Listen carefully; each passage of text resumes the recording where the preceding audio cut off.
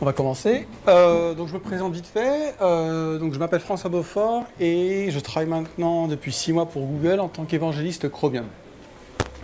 Aujourd'hui, on va parler plus spécifiquement des applications Chrome, enfin des Chrome Apps. Mais avant ça, je voudrais juste savoir dans la salle combien de personnes sont développeurs web. Ouais, on peut dire pas mal de gens. Combien de personnes ont déjà développé une application Chrome? Quand même. Un. Ok. Oh, une extension, ça compte aussi. 2, 3. C'est déjà pas mal. Donc, en gros, vous allez apprendre pas mal de choses. Avant de parler des applications Chrome, on va juste faire un petit point sur Chrome, donc, qui est une plateforme. C'est aussi le navigateur le plus utilisé au monde. Il est à la fois présent sur mobile, tablette et desktop. Donc, iOS, Android, Windows, Mac, Linux et Chrome OS. En l'occurrence, moi, je suis sur Chrome OS là, actuellement, avec mon petit Chromebook. Une chose qu'on ne sait pas forcément, c'est que Chrome il est propulsé par le projet open source Chromium. Chromium, c'est un super gros projet, que moi je suis un gros fan de ce projet. Et il n'y a pas que Google qui croit en ce projet. Il y en a d'autres du style Opera et Yandex, donc qui sont deux entreprises qui ont respectivement leur navigateur. En l'occurrence, Yandex, ils ont Yandex Browser, et Opera, ils ont Opera. Il n'y a pas que eux, il y a Nvidia et Intel pour le côté Chrome OS. Et genre, il y a 2 semaines, j'ai vu pour la première fois un mec de Microsoft pousser du code dans le projet open source Chromium. Donc pour vous dire, il y a des gens. Et c'est un super projet. Si vous ne savez pas quoi faire du week-end, moi je fais ça. Mais bon, aujourd'hui, on va parler des applications Chrome. Vous avez déjà vu une application Chrome, vite fait, ou pas? Ouais, ok, donc. Alors, une qui est relativement connue, c'est Google Keep. Google Keep, c'est une application Chrome. Ah merde, déjà. Voilà. C'est une simple application qui vous permet de sauvegarder vos notes.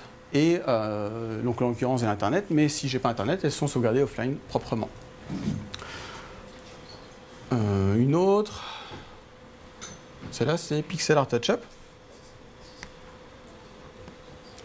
C'est une simple application qui permet de faire de la retouche d'image.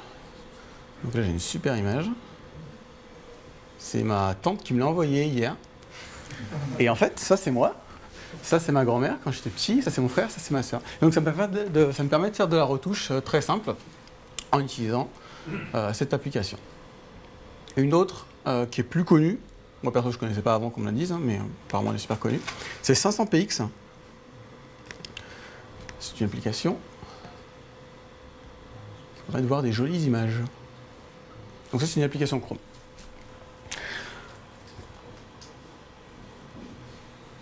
La chose que vous allez remarquer tout de suite, c'est que vous avez un contrôle total de votre application. En tant que développeur, c'est super important.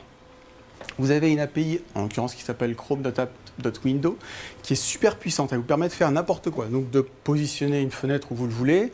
Vous avez vu qu'il y avait le Pixel Art Touch-Up tout à l'heure. Elle n'avait pas le petit bouton Close et Maximize que vous pouvez avoir sur une application traditionnelle. C'est elle qui avait dit, moi j'ai envie de la coder. Donc c'est elle qui l'avait fait. Et pour montrer en fait la puissance de cette API, je m'étais amusé, il y a 6 mois de ça, à créer une application Chrome qui s'appelle Puzzle et qui prend une image, qui la découpe et qui crée autant de fenêtres, autant de Windows que de fenêtres. Donc en l'occurrence, ah ça va être chiant, elle va s'apparaître là, non? Ouais. Donc là vous voyez pas, super. Et dites-vous, donc là je suis en train de tirer toutes les petites images à droite là. Il y en a 16, hein, donc je ne vais pas toutes les montrer. Mais ça me permet directement de faire une super jolie image. Donc en l'occurrence, c'est ici, c'est là, et ainsi de suite. Donc ça, c'est ce qu'on peut faire avec cette API. Vous allez me dire, ok, François, ça sert un peu à rien. Carrément, je suis d'accord. Le truc cool des applications Chrome, c'est qu'elles sont totalement intégrées à votre système d'exploitation. Là, vous ne connaissez pas forcément Chrome OS, donc voici une capture d'écran de Mac OS. Là, vous allez voir l'application Google Keep de tout à l'heure. Elle est à la fois dans mon dock, à l'instar du terminal et de Safari. Lorsque je vais dans mon Finder, je tape Google Keep, pap, elle apparaît ici. Elle est aussi directement avec toutes mes autres applications Chrome dans le répertoire dédié, Chromium Apps. Marquez qu'il y en a un qui s'appelle aussi l'App Launcher, je ne sais pas si vous l'avez déjà vu. C'est celui qui est arrivé il n'y a pas si longtemps et qui permet de regrouper toutes vos applications. Sous Chrome OS, c'est cette icône-là. elle se ressemble assez vachement. Si j'appuie sur la petite touche Search, il apparaît.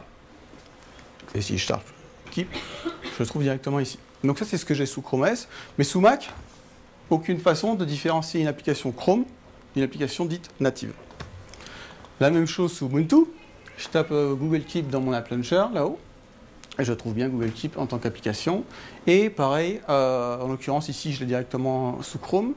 Mais genre, il y a 2 jours, il y a l'équipe Chrome qui est en train d'implémenter le petit App Launcher sous Linux. Donc, on aura une expérience consistance à travers tous les systèmes d'exploitation. Et le dernier, le plus connu, Windows. Donc là, pareil, mon App Launcher qui est toujours là. Google Keep qui peut se lancer en tant qu'application. Donc, si je veux, je peux la piner. Elle apparaîtra toujours ici. Et je peux aussi directement la retrouver dans mes programmes. Donc là, OK, vous allez me dire, c'est cool, une application Chrome est une application native.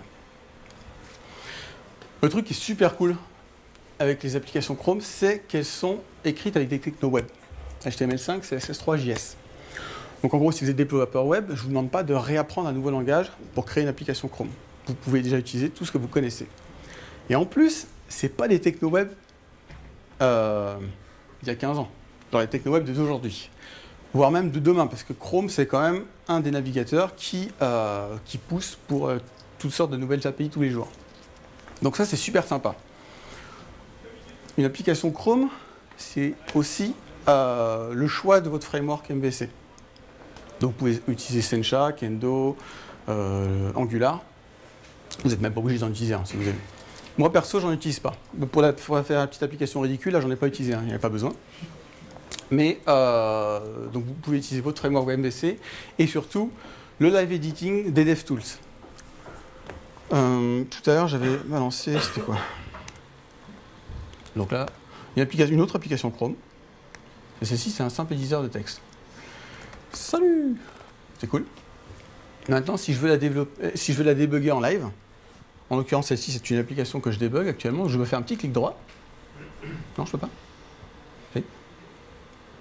Donc là, c'était Inspect Element, pour ceux qui n'ont pas réussi à voir.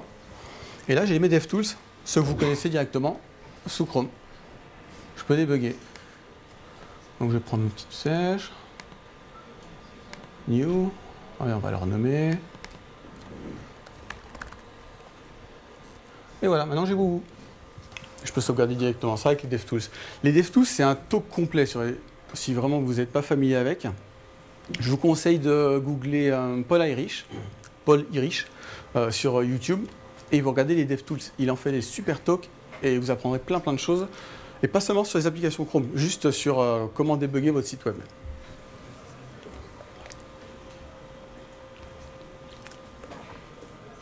Donc des applications Chrome intégrées à votre système d'exploitation avec les techno-web de maintenant. Maintenant, c'est pas parce que vous utilisez techno-web que votre application est moins sécurisée. J'ai presque envie de dire c'est l'inverse. Est-ce qu'il y en a qui sont familiers avec la Content Security Policy, CSP? 1. On va pas dépasser 2, c'est ça en fait à chaque fois que je demande. Qu'est-ce que c'est la CSP? En gros, pour faire simple, là pareil, il y a un mec chez Google qui s'appelle Mike West qui l'explique mieux que moi pendant 1 heure. Moi, c'est pas 1 heure. Hein. En gros, c'est un header HTTP qui est retourné par votre serveur web à votre navigateur pour dire mon site web n'est autorisé qu'à charger certains types de ressources de ces URL. Exemple, toto.com va me dire que toutes mes CSS, elles ont le droit d'être loadées que depuis mon site web, mes images que depuis mon site web et depuis mon CDN, mes iframes que depuis YouTube et Vimeo, et mes scripts que depuis mon site web et Google Analytics. Et ça, c'est super important. Si vous avez un site web là maintenant et que vous n'avez pas de CSP, je vous conseille de l'implémenter. C'est l'arme fatale contre les XSS, en gros. Les injection, nanana, je ne sais plus comment ça, je sais pas. On reconnaît, hein. Donc, les applications Chrome ont aussi une Content Security, sauf que elle est super stricte. Pas de eval, pas de new function, qu'on peut voir dans des systèmes dits de templating ou des grosses librairies. Pas le droit. Pas de inline scripting. Ça veut dire quoi? Quand vous avez votre fichier HTML, vous n'allez pas commencer à écrire votre petit script tag et puis dedans, salut Toto, nanana. Non, on fait un script src toto.js. Pas de on-click non plus, ça c'est dégueulasse. On prend un add event listener, clic et nom de la fonction. Un truc qui est plus relou par contre, c'est les pas de ressources externes chargées avec les images. Qu'est-ce que ça veut dire? Alors que j'ai pas le droit de prendre IMG, SRC, mon CDN depuis une application Chrome. Par contre, c'est quand même un use case qui revient relativement souvent. Et donc, l'équipe de Chrome s'est amusée à créer une petite librairie qui s'appelle Apps Resource Loader, qui est disponible sur GitHub. Maintenant, c'est relativement con. Je peux même vous l'expliquer comme ça, ce que c'est. En gros, vous faites une XML HTTP request vers votre image, vous spécifiez response type blob, donc vous récupérez un blob entrée. À partir de ce blob, vous créez une blob URL qui est donc propre à votre navigateur et vous l'assignez à votre image. C'est tout ce que ça fait réellement. Donc vous pouvez le faire juste dans votre application, vous pouvez utiliser cette librairie. Et le truc cool, on n'en parle pas beaucoup, c'est le système de permission à Android. Quand vous installez une application Chrome, est-ce qu'il y en a qui ont déjà été sur le Web Store pour installer une application Chrome ou une extension Chrome? Ah, oh, ok. Donc vous avez déjà vu, imaginons que j'aille sur le Web Store. On va dire que c'est ça. Donc je vais sur Total, et puis il y a une super Postman, super application Chrome, si vous développez des serveurs web, qui est juste génial. Si je fais free, ok, vous voyez pas, il va falloir me croire. Ça dit, nanana, it can access your data and website. En gros, système de permission. Une application qui n'a pas accès à ces permissions ne pourra pas faire plein de choses mal sur votre machine. Donc ça, c'est super important. Vous pouvez les définir directement, on le verra ça après, tout à l'heure.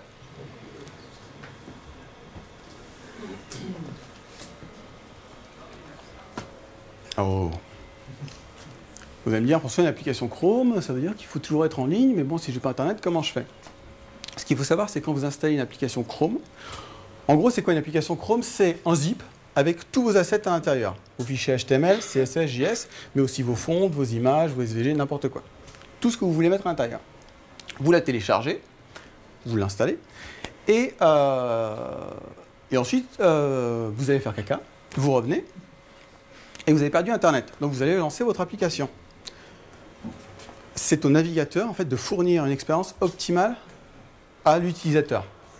On peut le faire ça de façon très simple. Tout à l'heure, je vous ai montré l'application Google Keep. Imaginons que c'est la première fois que je lance Google Keep. Et si je n'ai pas Internet, tout ce qui va se passer, c'est que mes notes, il va les sauver directement avec l'API chrome.storage.local.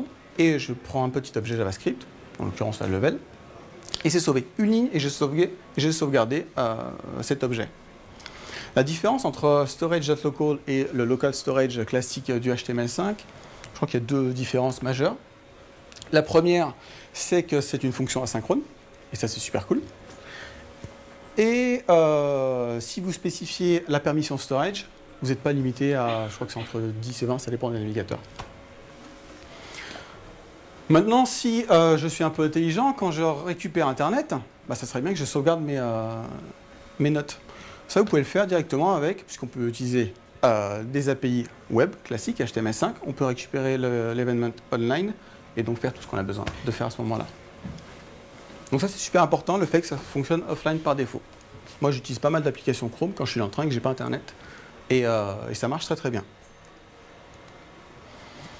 Maintenant, le web, c'est super. Moi, je suis un gros fan du web. On a eu quoi? On a eu WebRTC qui est arrivé dans les 5 dernières années, qui vous permet d'accéder à votre caméra directement, qui vous permet de faire des communications en temps réel plus simplement. La Web Audio API qui permet de faire du processing directement sur les fichiers audio. Donc, vraiment des trucs super cool. Malheureusement, il y a encore des choses qu'on ne peut pas faire avec le web. Et pour combler ça, l'équipe de Chrome a créé un certain nombre d'API Chrome, que je vais vous détailler, et qui font que les applications Chrome, c'est le web, plus c'est ce qui manque aujourd'hui pour faire que le web, c'est une super plateforme. Donc moi, tout ce que j'espère, c'est que ces API vont disparaître et que le web les remplacera. La première, mauvais timing. La première, c'est storage.sync. Tout à l'heure, je vous disais avec Google Keep, lorsque vous récupérez Internet, ça serait quand même sympa de pouvoir synchroniser vos notes. Et bien ça se fait en une ligne de JavaScript. Imaginons, il est quoi? Il est 6 h du matin, je me réveille et j'avais installé une application Chrome, un jeu en l'occurrence, avant-hier, mais je n'avais pas pu y jouer. Donc j'y joue ce matin, tacatic, tac. J'arrive, je fais le premier niveau, je continue, j'ai encore un peu de temps, et j'arrive au niveau 2. Donc je vais utiliser cette API pour me dire, voilà, bah écoute, t'es arrivé au niveau 2. On est d'accord qu'ensuite je vais au travail. Je reviens sur ma station. J'ai mon compte Google qui est connecté à Chrome. Et donc le jeu est installé aussi. Ça serait quand même super chiant si je devais me retaper le niveau 1 et le niveau 2. Donc là, en une ligne, j'ai pu synchroniser le niveau. Le truc encore qui est super sympa, c'est celle-là, on n'utilise pas souvent, c'est la on-change qui vous permet d'être averti en fait quand le storage change, que ce soit local ou sync. Donc en gros, si votre application répond à un événement sync d'une autre application, vous pouvez faire des trucs super sympas. Donc ça, c'est la storage sync. Maintenant, vous me dites, c'est bien, François, synchroniser des objets JavaScript, mais est-ce qu'il n'y a pas un peu plus? Si. La sync file system. Il y a... Oh non! Alors là, c'est une vidéo normalement. Faire me croire. Hein. Donc ça, c'est une petite démo que j'avais faite. C'est une application Chrome qui est sur le Web Store aussi, qui s'appelle SyncIt. Le but étant... Ça me fait chier quand même, j'aurais bien aimé vous la montrer.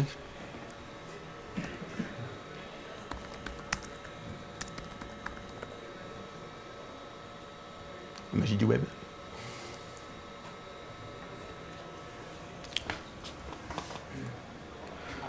Donc là, j'ai dû me planter d'icône, d'accord. Hein. Il n'y en a pas un qui va me le dire. Hein. Donc là, ce que vous voyez à gauche, c'était ma machine sur Ubuntu, et à droite, le pixel qui est là.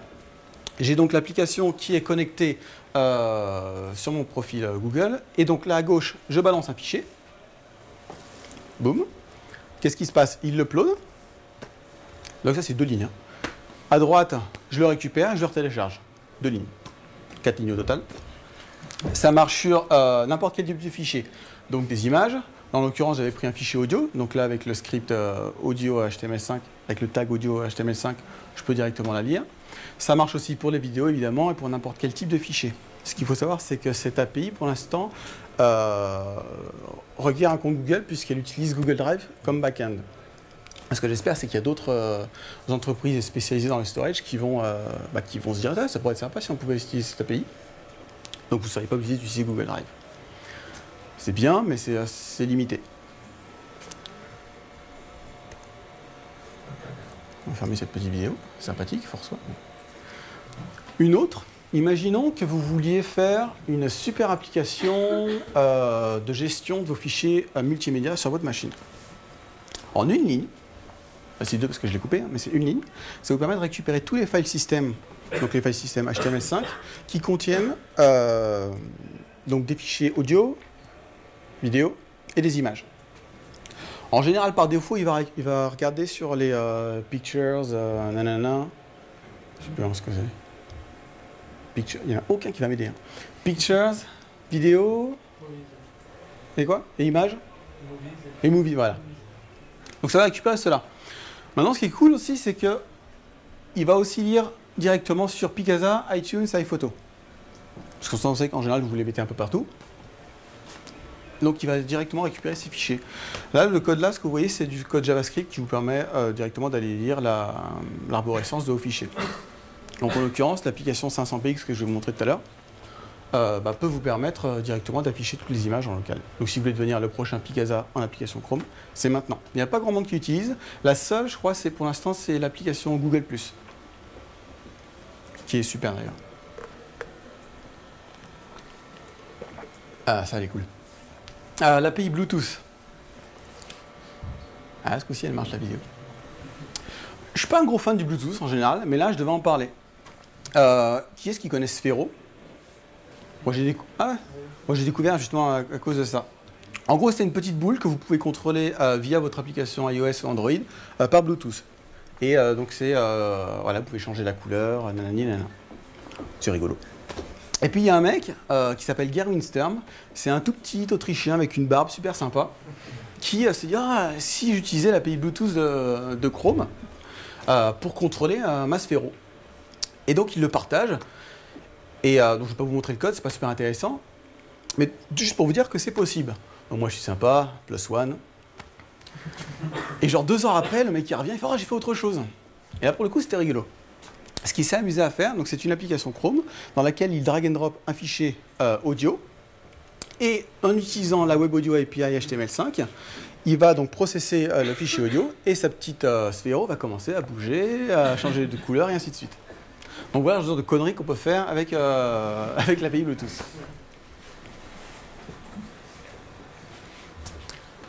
Là, c'était des API qui étaient relativement sympas. Maintenant, il y en a d'autres qui sont vachement moins glamour, on va dire, et qui pourtant, moi je me dis, le mec a utilisé ça, il y a pensé et j'apprécie. Du style, la system.cpu.getInfo, qui vous permet de récupérer le nombre de processeurs qu'il y a sur votre machine. Imaginons que mon application Chrome reçoive un gros flux vidéo. On est d'accord que si le mec il a 1 cœur ou 4 cœurs, je ne vais pas lui balancer le même flux. En l'occurrence, je vais éviter de lui balancer le flux HD s'il a qu'un cœur. S'il en a 4, je vais y aller. Donc ça, j'apprécie vachement. L'autre, c'est la display.getInfo, qui vous permet de récupérer la liste de tous les displays qui sont connectés à votre machine. En l'occurrence, ici, moi j'en aurai 1 et 2. Pourquoi ça peut servir? Imaginons que vous fassiez une application de retouche vidéo.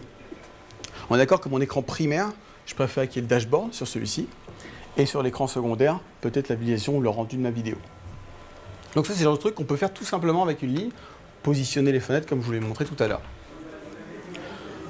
Il y en a une autre, tout le monde s'en bat les steaks de celle-là. Et elle est juste géniale. Je crois qu'il doit y avoir une personne qui a dû l'utiliser, et c'était genre pour montrer comment l'utiliser. C'est le Request Keep Awake. Qu'est-ce qu'on peut prendre comme exemple? Ouais, imaginons. Je suis en train de... De quoi? Je fais une présentation. Oui, non mais... Non, encore mieux. Mon application Chrome, c'est un lecteur de livres. Et parce que les gens sont feignants et qu'ils n'ont pas envie de taper sur le navigateur pour passer à la page suivante, juste tu clignes des yeux. Donc il utilise WebRTC pour la caméra et puis il détecte quand tu fais. OK? On est d'accord, donc il n'y a aucune interaction avec la machine. Et en général, votre système d'exploitation, quand il va voir qu'au bout d'un quart d'heure vous ne faites rien, il va commencer à diminuer la luminosité de l'écran. Encore au bout d'un quart d'heure, il va arrêter les disques durs. Une demi-heure pour lire un livre, il va se dépêcher.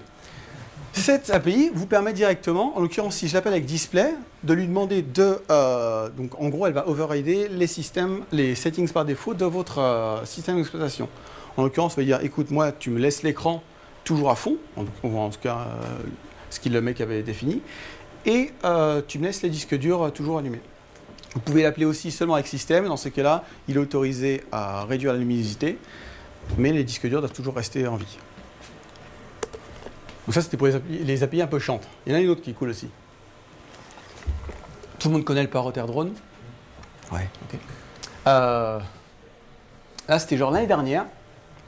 C'était une partie de l'équipe de Chrome à Londres qui avait eu un Parotter Drone et qui s'est dit, oh, c'est génial. Mais ils étaient obligés d'utiliser l'application officielle. Ils se sont dit, est-ce qu'on pourrait pas le faire avec une application Chrome? Si, sinon je ne vous en parlerai pas. Et donc ce que les mecs ont fait, donc ils ont fait cette application Chrome et ils ont utilisé la Gamepad API aussi, HTML5. En l'occurrence, ils ont pris un petit contrôleur, je ne sais plus si c'était Xbox ou pas. Et donc depuis leur application Chrome, ils pouvaient directement commander le Parotter Drone. Pour le coup, cette API, c'est manipuler des sockets de façon RAW. Je ne vais pas vous montrer du code, moi je trouve pas ça très joli, mais ça marche. On peut aller un peu plus loin, il y a un mec qui s'est amusé à créer, pour le coup je l'ai je crois en plus. Ouais. Là ce que vous voyez. C'est une application Chrome qui vous permet d'utiliser et de vous connecter à IRC. Donc en l'occurrence, là je suis sur Chromium, je suis sur connecté, je pourrais dire bonjour aux gens. Donc là, en pareil, il a encore utilisé l'API Socket pour faire ça. On peut même aller encore plus loin. Il y a un mec qui s'est dit oh, j'aimerais tellement pouvoir télécharger des distributions Linux avec une application Chrome. Ben, c'est ce qu'il a fait. Avec cette application JS Torrent. Et donc là, par exemple, je peux ajouter donc Big Bunny, Big Bad Bunny, que l'on connaît tous. Quel film magnifique. Et donc là, je suis en train de télécharger directement en torrent avec cette application Chrome. Donc voilà ce qu'on peut faire avec l'API Socket. Donc ça, elle est vraiment pour les bourrins. Et la dernière, là, le mec à gauche, que vous voyez, c'est Paul Irish. Donc je vous en parlais tout à l'heure, c'est un mec chez Google qui travaille sur DevTools. Et à droite, un mec moins connu, mais qui n'en reste pas moins cool, qui s'appelle Dave Gebus. Et je crois que c'était au Google I.O. cette année. Et donc voilà ce que le mec a fait à droite, en utilisant l'API USB. Donc qu'est-ce qu'il a fait? Donc il a créé une application Chrome. avec la Web Speech HTML5 API, il écoutait ce que la personne disait. En fonction de certains mots, il va envoyer à travers l'API USB un petit S à son petit boîtier. Je ne sais pas si vous voyez son petit boîtier là, qui vient de tenir dans la main. Donc là, il explique, tu vois, Paul rigole. Comment ça marche? Quand tu as ce boîtier dans la main et que tu vas tenir ce truc-là, quand tu vas détecter un certain nombre de mots, donc en l'occurrence dans une présentation, quand tu fais des il va t'envoyer une petite décharge électrique tout simplement. Et tout ça que avec des techno web. Ça, c'est classe. Donc, je vais juste vous montrer ce qu'il va faire. En fait, donc, Paul va prendre des petits trucs et il va se prendre une petite décharge, la première. Donc, il stresse un petit peu. Ah, quand est-ce qu'il va le faire? Ça, c'est horrible, je trouve. On ne sait pas. Allez. Il n'a pas encore reçu. Voilà. Ça, c'était la petite. Donc, maintenant, il commence à changer le potentiomètre. Allez, vas-y, t'es prêt? Et voilà. Cela fait super mal. Donc, c'est le genre de truc qu'on peut faire avec l'API USB. C'est pas évident de trouver des use cases rigolos avec les API. Il y a plein d'autres API, super cool. Je vais pas toutes les faire. Il y en a genre l'alarme, ce qui permet très simplement de réveiller votre application Chrome à un temps donné ou à intervalles réguliers. L'API Push Messaging qui permet à votre serveur web directement d'aller réveiller votre application Chrome, donc sans oublier de faire du polling. Une autre ridicule que personne ne se sert, l'API Idle qui permet de détecter quand le mec n'est pas là. On est d'accord que quand il n'est pas là, bah, autant faire des gros trucs, et puis quand il est là, bah, on arrête de l'emmerder. L'API Notification, je ne sais pas si vous avez vu d'ailleurs les super notifications de Chrome maintenant, avec des petites images, des petits boutons. Et bah ça, vous pouvez directement les contrôler avec les API. Et il y en a même une autre dont je n'avais pas parlé, c'est l'API Serial, qui est utilisée juste avec l'Oculus. Je ne sais pas si vous y avez fait. Non? Elle est super cool celle-là. En gros, vous êtes... non, je ne vais pas vous l'expliquer parce que c'est long, mais en gros, donc, il communique sur un port Serial directement avec une API Chrome. Il y en a encore plein d'autres. Vous allez sur developer.chrome/apps et vous les verrez toutes.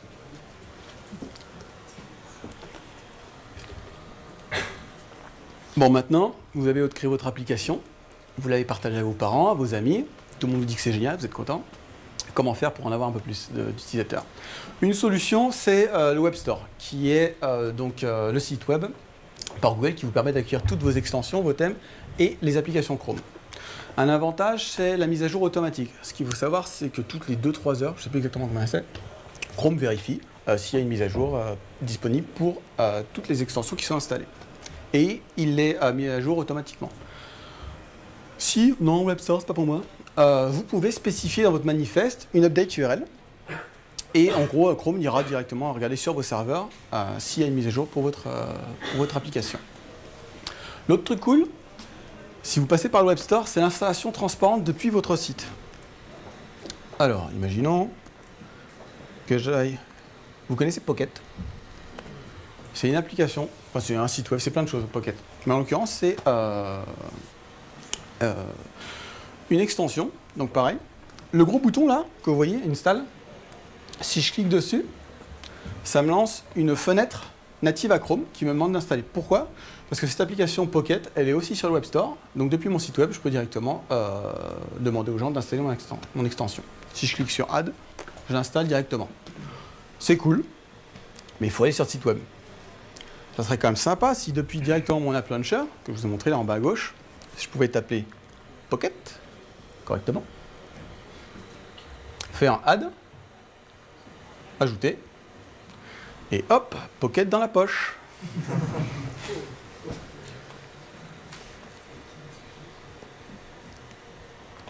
Oh merde. Dernier truc sur les permissions. Tout à l'heure, je vous parlais des permissions à Android. Ce qu'il faut savoir, c'est que dans votre application Chrome, vous pouvez définir toutes vos permissions et vous pouvez aussi en mettre optionnelles. Donc, je vous disais, Chrome vérifie directement s'il y a une mise à jour pour votre extension. Et moi, j'aime bien savoir ce qui est installé sur ma machine. Donc, j'avais créé une extension qui me permettait d'écouter, tout simplement, quand est-ce que j'avais mes extensions qui étaient installées. C'est cool. Maintenant, si le mec ne balance pas de changelog, il y a une mise à jour. Il faut que j'aille sur le Web Store pour vérifier ce que le mec a fait. Mais il y a des gens, ils veulent juste savoir qu'il y a une extension qui a été mise à jour. Donc ce que j'ai fait, c'est que j'ai rajouté la permission Web Store, en l'occurrence l'URL du Web Store. Et si le mec a envie, je lui demande à ce moment-là, est-ce que tu autorises cette application à accéder au Web Store? Et si oui, je peux directement aller récupérer, donc aller parser le HTML et vérifier si c'est un changelog. Donc vraiment, quand vous faites une application Chrome, plutôt que d'avoir une longue liste de toutes les permissions que vous pourriez avoir besoin, concentrez-vous sur votre cœur de métier et ajoutez les permissions optionnelles pour, on va dire, les power users. On va résumer vite fait, hein, on fait pas mal de choses. Les applications Chrome sont donc immersives et totalement intégrées à votre système d'exploitation. Elles sont écrites avec des technos web d'aujourd'hui. Elles sont super sécurisées grâce à une Content Security Policy très stricte. Elles fonctionnent offline par défaut. Elles ont accès à des API Chrome toutes plus marrantes les unes que les autres. Et vous pouvez distribuer votre application Chrome très facilement via le Web Store. C'est cool. Mais c'est réservé qu'au desktop, Mac, Linux, Windows et Chrome OS. Peut-être pas. Il y a un an de ça, ou un an et demi, je crois, il y a une équipe à Google Canada qui s'est amusée à travailler avec Apache Cordova à porter en fait les Chrome Apps sur mobile, donc à la fois sur iOS et Android. Ça, pareil, ça mérite un talk complet. Vous allez sur YouTube, vous tapez Phone Gap Days, ça genre 2-3 semaines, il y avait un mec qui en parlait super bien et qui vous explique. Il y a un repo GitHub public sur lequel vous pouvez aller et maintenant commencer à créer votre application Chrome mobile. Le seul truc, c'est que je crois qu'il y a 3 ou 4 API seulement qui ont été implémentés pour le moment. Donc c'est le début, mais ça arrive. Et ça, c'est classe. Le rêve de pouvoir coder une fois pour toutes les plateformes pourrait devenir vrai. En vrai, comment ça marche? Ça a l'air cool comme ça, mais est-ce que c'est compliqué? Non, c'est super con. Un fichier manifest.json, donc en gros un fichier au format JSON qui contient le nom de votre application, la version du manifeste, il faut juste savoir que c'est 2. Et donc en gros votre application doit charger en background un script qui s'appelle main.js. Mon main.js, qu'est-ce que c'est? Bah, c'est encore là 4 lignes. Cette première ligne veut dire, quand tu cliques sur mon icône, créer une fenêtre avec cet ID et ses dimensions. C'est tout. Petit truc rigolo. Ouais, hein. Petit truc, le ID là, il n'est pas obligatoire. Maintenant, il y a un cas, moi je vous conseille de le mettre tout le temps. Pourquoi? Imaginons que vous soyez le prochain Photoshop, vous avez donc des petites fenêtres un peu partout. Et le mec, il aime bien personnaliser, donc il va remettre ses fenêtres un peu comme il l'aime bien. Et puis il va fermer son application. Il va la réutiliser 2 semaines après. Il va la ouvrir. Et vous, sans aucun scrupule, vous lui remettez tout comme par défaut. Juste avec ça, en fait, ça va dire à Chrome, hey, moi j'étais là, si tu peux me rappeler où je étais? Et ainsi de suite. Donc juste en spécifiant l'ID. Donc vraiment utilisez-le, même si c'est pas obligatoire. Moi je le mettrai obligatoire perso. Et enfin donc, le fichier Windows HTML, bah, c'est un simple fichier HTML qui contient Woohoo. Pour vous montrer que c'est pas des conneries. Donc là, je vais vous montrer où est-ce que j'ai mis Micromap. Donc là, qui contient les 3 fichiers que vous avez donnés tout à l'heure.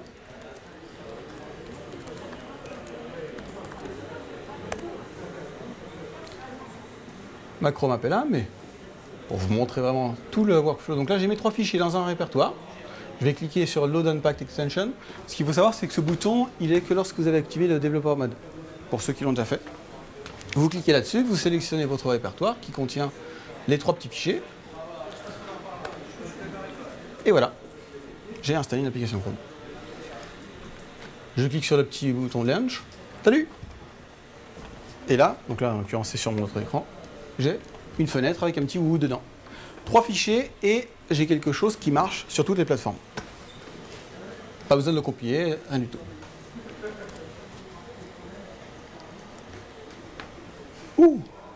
Dernier truc. Toutes les API que je vous ai montrées, elles ont toutes des samples qui sont disponibles sur GitHub, qui vous permettent en fait de voir comment on peut utiliser cette API. En gros, vous avez une super documentation, mais c'est quand même plus rigolo d'aller directement dans le code et voir comment ça marche. Là, vous avez genre 2-3 samples par API sur GitHub. Et maintenant, si vous êtes un peu plus consciencieux, vous pouvez aussi aller sur le Code Lab de Google I.O. 2013. Et donc là, ça vous permettra de faire une application Chrome super balèze, du début jusqu'à la fin. Les slides seront distribués après, je ne sais pas comment, mais je me débrouillerai. Et dernier truc, je voulais vous dire, ça m'est arrivé, et c'est vrai, il y a 2 semaines, j'étais là en train. Je travaillais sur cette présentation. Et donc je m'installe, il y a deux mecs qui s'installent devant moi. Je m'en fous. Et puis au bout d'un moment, j'entends le mot PHP. Je lève la tête quand même. Et donc il y avait un mec qui disait « Ah, tu sais, en ce moment, je suis en train de créer un gros CMS en PHP, ça me casse un peu les boules. » Bon, je retourne dans ma conversation. Puis à un moment, j'entends le mot Chrome. Alors j'enlève. Et un mec expliquait à son copain en fait, qu'il avait passé ce week-end à créer une petite application Chrome, un truc ridicule, hein, juste de gestion de tasks qu'il avait fait. En fait, le mec était juste content de pouvoir dire qu'il avait fait quelque chose de différent de ce qu'il pouvait faire dans son job de tous les jours. Et j'avais trouvé ça juste content, je voulais le prendre dans mes bras, je pouvais pas, ça faisait bizarre, mais j'étais juste content pour lui, quoi. Donc voilà, si vous ne savez pas quoi faire, essayez et vous verrez si vous aimez. Mais moi, je sais que j'en fais régulièrement et je kiffe en fait le fait de pouvoir développer très rapidement. Pour du prototypage, une Chrome App, c'est juste génial. Vraiment. Vous voulez montrer à quelqu'un quelque chose sans forcément créer tout le truc, faites une application Chrome. En 1 heure, c'est fait. Et sans déconner. Voilà. C'est tout pour moi.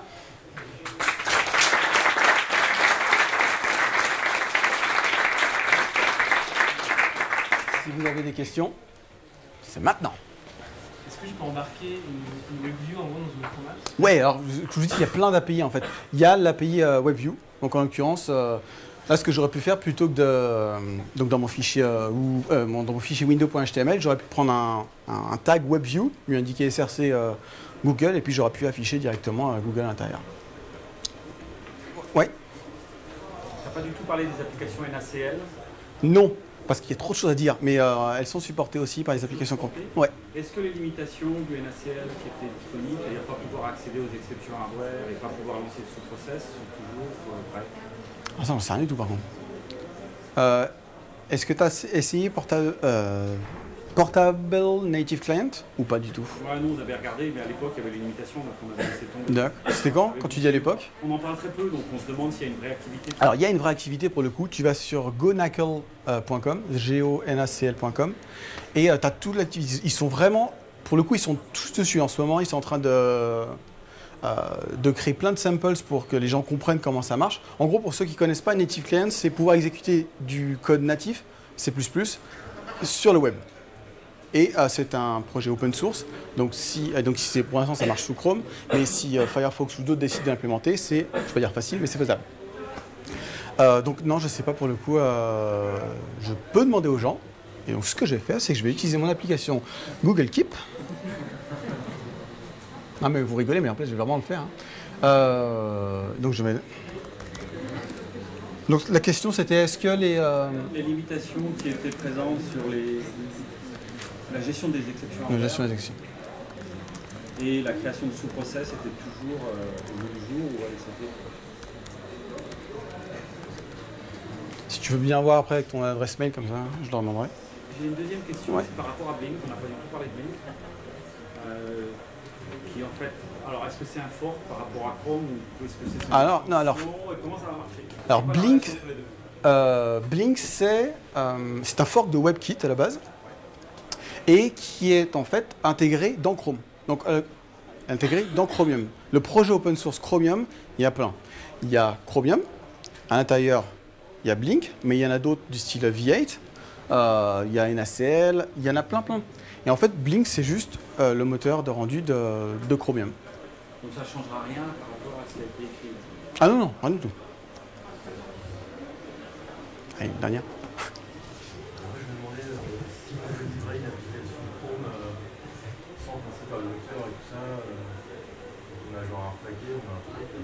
En fait, pareil que ton extension, tu as un fichier CRX, qui est juste un zip renommé en CRX. Hein.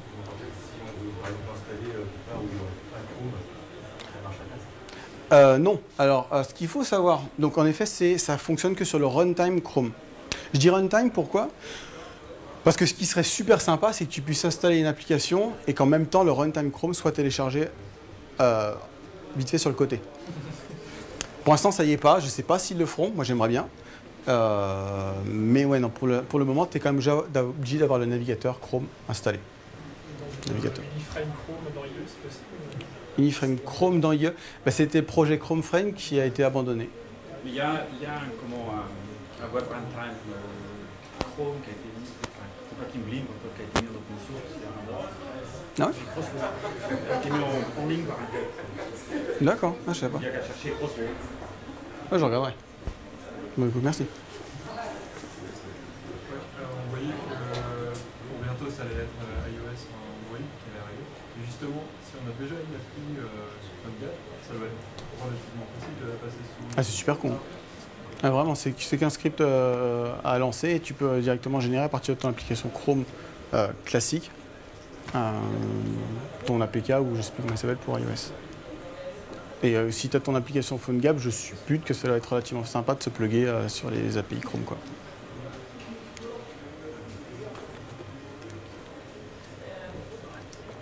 Il y a que c'est bon ou... Oui?